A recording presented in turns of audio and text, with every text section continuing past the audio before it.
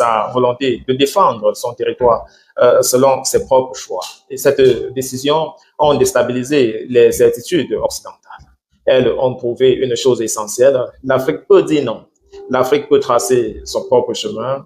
L'Afrique peut rompre avec des schémas hérités. Mais surtout, elles ont créé un précédent psychologique, politique et diplomatique. D'autres pays inspirés par ce mouvement renégocient leurs contrats miniers, reviennent sur certains accords militaires, exigent plus de transparence étrangère et surtout disent ouvertement qu'ils veulent coopérer, mais sur un pied d'égalité. C'est un discours que Paris n'est pas habitué. Lorsque les dirigeants africains arrivent donc à Luanda, ils ne viennent plus mendier des opportunités, ils viennent proposer, sélectionner, négocier.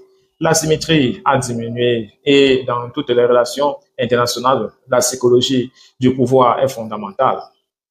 Est-ce que c'est le moment pour l'Afrique de s'unir et de présenter des positions fermes et claires sur certains sujets?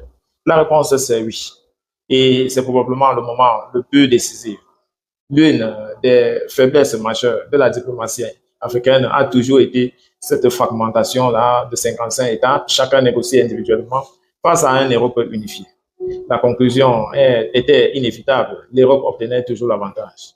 Mais cette dynamique change. La zone de libre-échange continental, la ZECAF, commence à restructurer les marchés intra-africains, des blocs régionaux comme l'AES ont prouvé que même les zones les plus instables, l'unité stratégique est possible.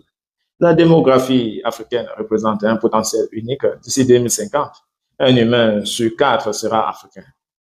Cela donne au continent un poids politique, économique et stratégique sans précédent. Si ce poids est utilisé de manière collective, à Luanda, l'Afrique peut dire nous ne sommes plus une addition d'États isolés, nous sommes une puissance continentale et nous avons des priorités claires. Parmi ces priorités, on a une industrialisation financée et co-gérée localement. On a accès à l'équitable au marché européen. On a des partenariats technologiques réels. On a des accords migratoires fondés donc sur la dignité et donc la cohésion.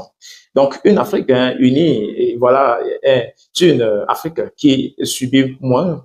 Elle impose ses lignes rouges. L'Afrique va-t-elle donc enfin défendre fermement ses ressources et imposer ses propres conditions?